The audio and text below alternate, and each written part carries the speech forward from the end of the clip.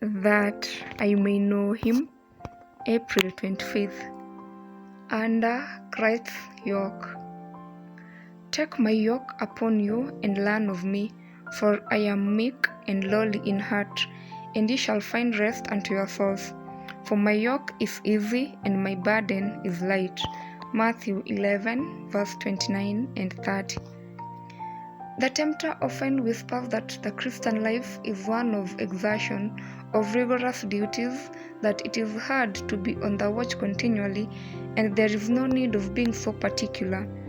It was thus that he deceived and overthrew Eve in Eden, telling her that God's commands were arbitrary and unjust. Satan's object is the same now as then. He desires to deceive and ruin us.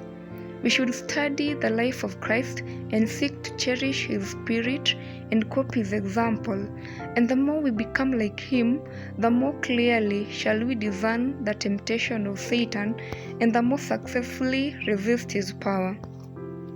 True happiness is to be found not in self-indulgence and self-pleasing, but in learning of Christ, taking his yoke and bearing his burden.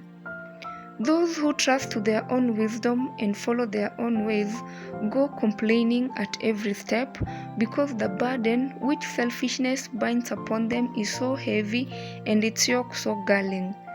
They might change all this if they would but come to Jesus and by his grace put off the yoke that links them to Satan. Take the burden which Christ gives them and let his yoke bind them to him in willing, happy service. Jesus loves the young, and he longs to have them possess that peace which he alone can impart. If we have become the disciples of Christ, we shall be learning of him. Every day, learning how to overcome some unlovely trait of character. Every day, copying his example and coming a little nearer the pattern. If we are ever to inherit those mansions that he has gone to prepare for us, we must here be forming such characters as the dwellers there are to possess. The requirements of God are made in wisdom and goodness. In obeying them, the mind enlarges, the character improves, and the soul finds a peace and rest that the world can neither give nor take away. When the heart is fully surrendered to Jesus, his ways will be found to be